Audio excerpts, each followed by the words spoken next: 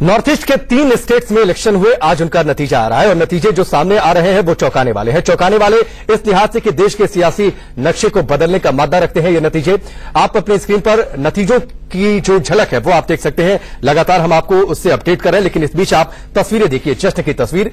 जश्न की तस्वीर इसलिए क्योंकि नतीजे अपने आप में काफी कुछ बयां करते हैं, देश की सियासत को एक नई दिशा में ले जाने का मादा रखते हैं।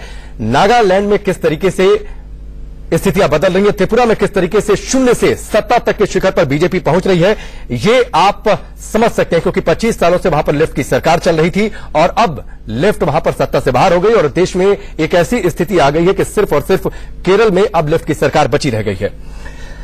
त्रिपुरा में बीते 25 सालों से लेफ्ट की सरकार चल रही थी, बीजेपी ने इसके लिए को ढहा दिया है और 35 साल में जो सबसे बड़ी कामयाबी हासिल की है। और ऐसा पहली बार हुआ है कि जब बीजेपी ने लेफ्ट की मजबूत पकड़ वाले सबसे बड़े किले में अपनी इतनी बड़ी जीत हासिल की है। तो हमारा होली है, हम कल नहीं होली खेले, हम आज होली खेले। हम इधर में हमारा जो प्राइम मिनिस्टर है, हम उनको बहुत शुभेच्छा देना चाहता है। वो हमको इधर में जिताया, उनका आशीर्वाद से हम इधर में अभी माने रूलिंग में आना है। और जो विप्लव दिग्विजय मैंने इतना परिश्रम किया, उनका मेहनत सफल हुआ। और भाभी जो वैष्णो देवी से आशीर्वाद और प्रसाद लेके आया, वो हमको जिता के दे दिया। इधर में लाल रंग छोड़ के हम लोग गिरिया अभी देख रहे हैं। 25 साल बाद हम लोग के लिए बहुत बड़ी बात है।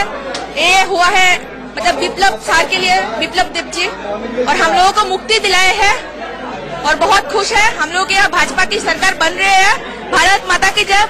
बहुत अच्छा लग रहा है क्योंकि इतने साल बाद अब कुछ अच्छा होगा, क्योंकि अभी अच्छे दिन आ गए हैं और चलो पलटाई का मतलब पलट गया अभी। तो अभी मतलब अभी अच्छा होगा, त्रिपुरा का डेवलप होगा, विकास होगा। तो पहले एनडीए की 19 राज्यों में सरकार थी, अब त्रिपुरा 20वां राज्य हो जाएगा जहां पर एनडीए की सरकार होगी। लेफ्ट यहां से आउट, सिर्फ केरल तक सीमित। और आपने चुनाव प्रचार के दौरान देखा होगा कि यूपी के मुख्यमंत्री योगी आदित्यनाथ बड़े जोर शोर से चुनावी रण में जुटे रहे। क्या कुछ उन्होंने जीत के बाद कहा, ये सुनिए। त्रिपुरा, नागालैंड और मेघालय में भारतीय जनता पार्टी को जो ऐतिहासिक सफलता प्राप्त हो रही है, प्रधानमंत्री श्री नरेंद्र मोदी जी के नेतृत्व में भारत सरकार की उपलब्धियों और भारतीय जनता पार्टी के राष्ट्रीय अध्यक्ष श्री अमित शाह जी के कुशल रणनीति में चुनाव प्रबंधन की यह विजय है, यह ऐतिहासिक सफलता है। देखिए, केंद्रीय गृह राज्य मंत्री किरण रिजिजू ने पूरी तौर पर नॉर्थ ईस्ट में, खास तौर पर नागालैंड में उन्होंने जोर लगाई थी और इनको वहां का प्रभार दिया गया था। हमारे साथ खुद किरण जी हैं। किरण जी, जिस तरह से त्रिपुरा में सरकार बनती दिख रही है बीजेपी की, जो नागालैंड के परिणाम है, नागालैंड के आप प्रभारी थे, किस तरह से देखते हैं ये जो परिणाम आ रहे हैं?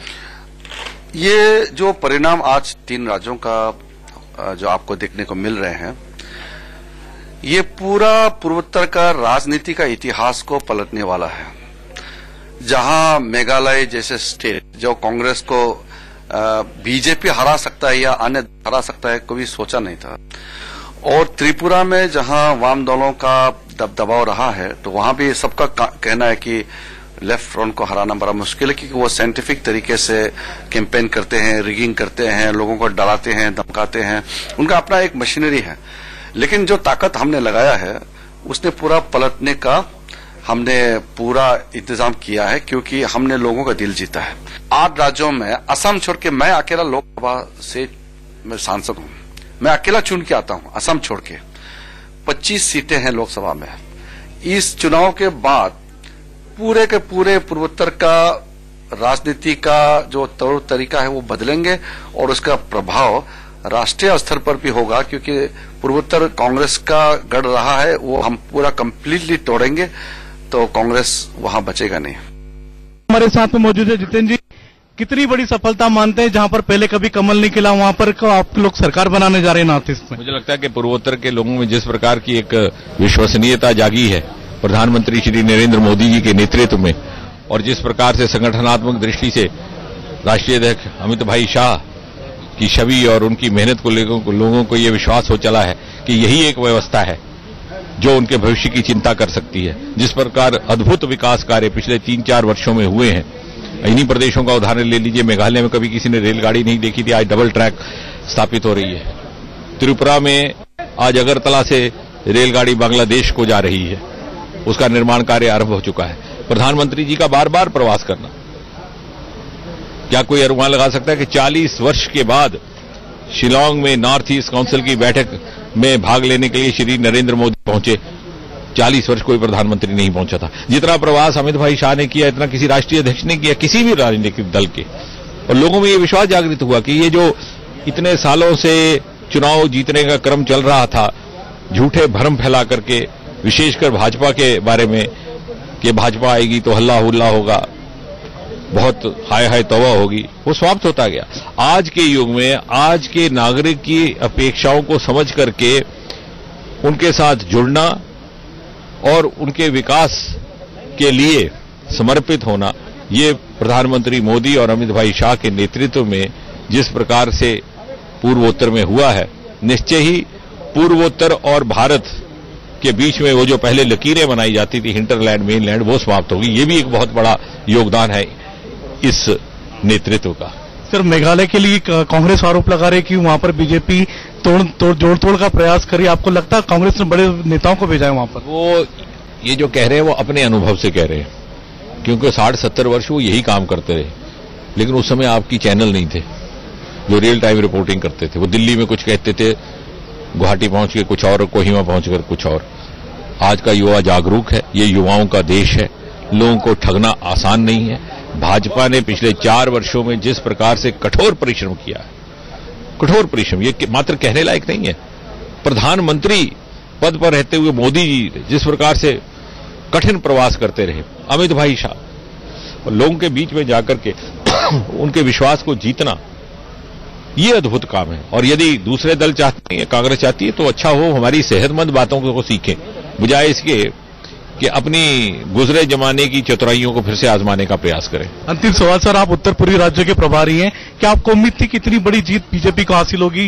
दोनों राज्यों में और तीसरे राज्य में बीजेपी का कमल खिलेगा? हमारे आंतरिक विश्लेषण सदा इस बात का संकेत देते थे। और जिस प्रकार उन क्षेत्रों में जहां कभी भाजपा का नाम तक लोगों ने नहीं सुना था, लेकिन हजूम निकल आते थे मोदी जी को देखने के लिए, क्योंकि उनमें एक विश्वास, एक उम्मीद जागती थी, वो अपने में एक बहुत बड़ा संकेत था। ये तो उत्तर पूर्वी राज्यों के प्रभारी केंद्रीय मंत्री जितेंद्र सिंह। 3 मेहमान मेरे साथ इस समय स्टूडियो में मौजूद हैं। अनुज गुप्ता जी हैं, विवेक अवस्थी जी हैं और साथ ही श्रवण गर्ग मेरे साथ जुड़े हुए हैं इंदौर से, वरिष्ठ पत्रकार। अनुज जी, सबसे पहले मैं आपके पास आना चाहूंगा, जिस तरीके से त्रिपुरा की जो तस्वीर सामने निकलकर सामने आई है, ये तो माने कि सियासी नक्शे पर जो हिंदुस्तान का जो सियासी तस्वीर है, न सिर्फ उसे ये बदलने जा रही है, बल्कि पूर्वोत्तर जैसे राज्य में बीजेपी ने जिस तरीके से जीत हासिल की है, मान लें कि अगर यही रुझान जो है नतीजे में परिवर्तित होते हैं, जो कि संभव भी है, तो माने कि जीत का नाम या मौजूदा दौर में जो चुनावी रणनीति है उसको बीजेपी शायद अच्छे तरीके से समझती है, किस तरीके से जीत हासिल करना है ये उसे पता है। यहाँ देखिए, बीजेपी जो कुछ हासिल कर रही है वो अपनी मेहनत और रणनीति से हासिल कर रही है। वो जो भी उसके नेता हैं वो कोई पुराने बड़े राज परिवारों से संबंधित हैं, बड़े घरानों से संबंधित वैसे नहीं है। वो सारे नेता खुद मेहनत कर रहे हैं। और जैसा कि जितेंद्र सिंह जी अभी कह रहे थे, यदि 40 साल बाद कोई प्रधानमंत्री वहां नॉर्थ ईस्ट काउंसिल की मीटिंग में गया है तो ये एक बहुत बड़ी बात है। हम आए दिन प्रधानमंत्री जी को और अमित शाह जी को लगातार दौरे करते हुए देखते हैं और हैरानी होती है कि आमतौर पर विभिन्न पार्टियों के राष्ट्रीय अध्यक्ष दिल्ली में रहना पसंद करते हैं, लेकिन भाजपा के अध्यक्ष जो है वो इतने अधिक प्रवास कर रहे हैं।